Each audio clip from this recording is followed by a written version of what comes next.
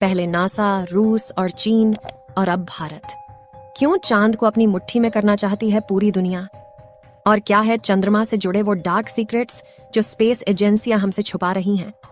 जानेंगे धरती से चांद तक के इस रोमांचक सफर के बारे में। दोस्तों, भारत के चंद्रयान 3 ने का विक्रम लैंडर चांद की सतह पर सॉफ्ट लैंडिंग करेगा। वहीं रूस का लूना 25 भी चांद की तरफ रवाना हो गया है, जबकि साल 2024 में नासा भी अपने आर्टेमिस प्रोग्राम के तहत एक बार फिर वैज्ञानिकों को यानी एस्ट्रोनॉट्स को चांद पर भेजने वाला है। और चीन भी जल्द ही एक और मून मिशन करने वाला है। लेकिन अब सवाल आता है कि इन सभी देशों को चांद पर ऐसा क्या दिख गया जो चारों ओर चांद पर पहले पहुंचने की होड़ मची हुई है? और चांद से जुड़े ऐसे कौन से रहस्य हैं जिनसे से पर्दा उठाते ही हमारा चांद को देखने का नजरिया ही बदल जाएगा? जानेंगे पृथ्वी से चांद तक के इस रोमांचक सफर की कुछ खास बातें।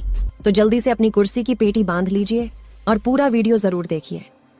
दोस्तों, चांद हमारी पृथ्वी से 3,84,400 किलोमीटर दूर है। और अगर हम सीधा रास्ता पकड़ते हैं तो इसी के आसपास डिस्टेंस में ही हम चांद की सतह पर पहुंच जाएंगे।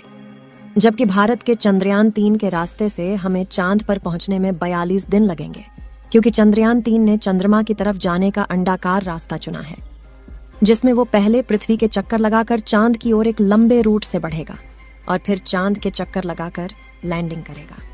हालांकि यह रास्ता काफी किफायती तो है, लेकिन इसमें हमें एस्ट्रोनॉट के लिए बहुत खाना, ऑक्सीजन और पानी की जरूरत पड़ेगी, जिसे स्टोर करने के लिए बड़ा स्पेसक्राफ्ट चाहिए होगा। और इस रास्ते से जाने पर 30 लाख किलोमीटर की दूरी तय करके हम काफी थक भी जाएंगे। इसलिए चलिए हम अमेरिका और रूस वाले सीधे रास्ते से ही चांद की तरफ चलते हैं। और इस रास्ते से हमें चांद पर पहुंचने में 4 से 5 दिन लगेंगे। जब स्पेसक्राफ्ट का लैंडर आपको चांद पर उतारेगा तो बाहर आने के लिए आपको सबसे पहले अपना स्पेस सूट पहनना होगा, क्योंकि चांद पर काफी पतला वातावरण है और इसमें ऑक्सीजन मौजूद नहीं है। इसी वजह से सांस लेने के लिए आपको स्पेस सूट के पीछे लगे ऑक्सीजन सिलेंडर का सहारा लेना होगा। स्पेस सूट पहनने के बाद जब आप चांद की सतह पर कदम रखेंगे तो खुद को काफी हल्का महसूस करेंगे। दरअसल चंद्रमा का गुरुत्वाकर्षण पृथ्वी से 6 गुना कम है, इसलिए अगर पृथ्वी पर आपका वजन 60 किलोग्राम है तो चांद पर यह सिर्फ 10 किलोग्राम हो जाएगा।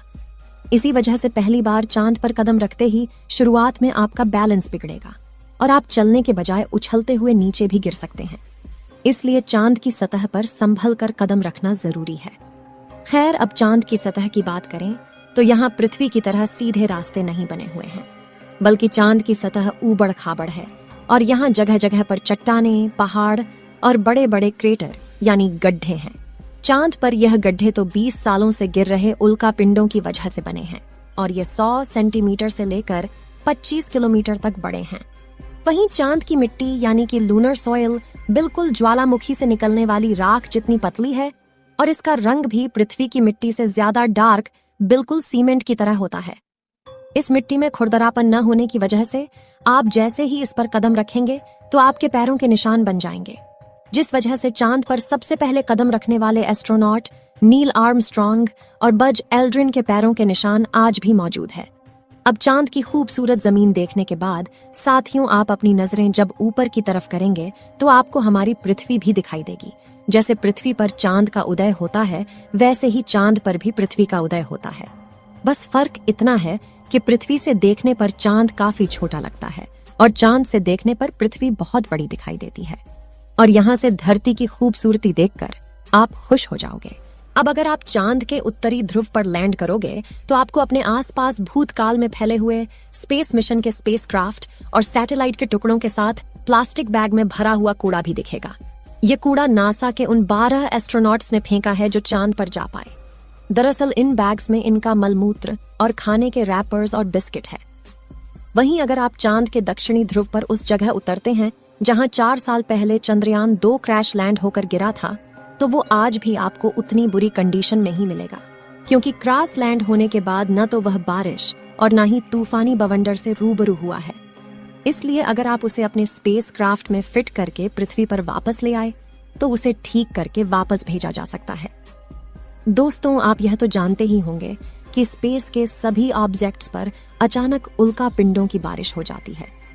यह तो अच्छा है कि पृथ्वी की मैग्नेटिक फील्ड इन उल्का पिंडों को या तो साइड में धकेल देती है या फिर ग्रेविटी और एटमॉस्फेयर इसे धरती तक पहुंचने के पहले ही जलाकर राख कर देते हैं। लेकिन चांद की मैग्नेटिक फील्ड पृथ्वी के मुकाबले काफी कमजोर है। इसकी ग्रेविटी भी कम है और यहाँ घना वातावरण भी मौजूद नहीं है। इसी वजह से चांद पर लगातार उल्का पिंडों की बारिश होती रहती है। ऐसे में कोई भी उल्का पिंड गिरकर आपको पल भर में मौत के घाट उतार सकता है। इसलिए आपको उल्का पिंडों पर नजर लगाए बैठे कमांड सेंटर के वैज्ञानिकों से लगातार संपर्क बनाए रखना होगा। अब अगर आप सोच रहे हैं कि आप अपने किसी दोस्त या फिर लाइफ पार्टनर को चांद पर साथ लेकर जाकर गप्पे लड़ाते हुए अपने मून मिशन पर काम करें, तो आपको बता दें कि ऐसा मुमकिन नहीं है, क्योंकि चांद पर वातावरण न होने की वजह से साउंड वेव चल नहीं पाते। यानी कि अगर आप अपने साथी को कुछ बोलेंगे तो वह आपके होंठ हिलते हुए तो देखेगा, लेकिन आपकी आवाज नहीं सुन पाएगा। इतना ही नहीं, चांद पर आपको अपनी आवाज तक नहीं सुनाई देगी, मानो जैसे मोबाइल की तरह किसी ने आपको भी साइलेंट मोड पर डाल दिया है।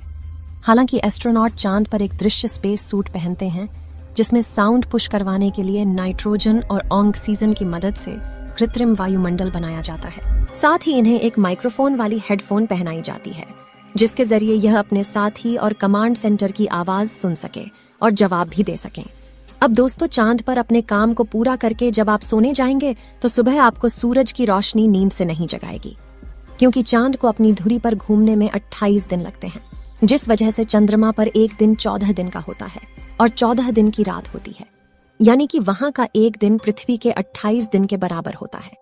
हम चांद का सिर्फ एक हिस्सा आज तक देख पाए हैं, और अगर आप चांद के पिछले हिस्से के अंधेरे वाले इलाके पर पहुंच गए तो आपके साथ काफी खौफनाक चीजें हो सकती हैं। बता दें कि चांद पर कई सालों से सोच कर रहे कुछ वैज्ञानिकों का यह भी कहना है कि भूतकाल में वहां कोई एलियन सभ्यता बसी थी। चंद्रयान 1 ने चांद की सतह पर वाटर आइस और हाइड्रोप्लस के रूप में पानी की खोज की है, जो इंसानों के जीवन के लिए काफी जरूरी है।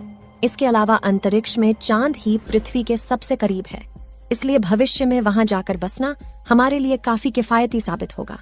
वहीं यहाँ पर हम एक और स्टेशन भी बना सकते हैं। इन्हीं कारणों की वजह से सभी स्पेस एजेंसी चांद में सबसे ज्यादा दिलचस्पी दिखाती है। तो दोस्तों, अगर भविष्य में मौका मिले तो क्या आप चांद पर जाकर बसना चाहेंगे? अपनी राय कमेंट में जरूर बताएं। आज के लिए इतना ही। आपकी आखिरी जिम्मेदारी इस वीडियो को लाइक करके शेयर करने की है। इसे ज्यादा से ज्यादा मित्रों तक शेयर करें ताकि उन्हें भी जानकारी मिल सके। और भी ऐसी ही नॉलेजेबल वीडियो के लिए अपने भरोसे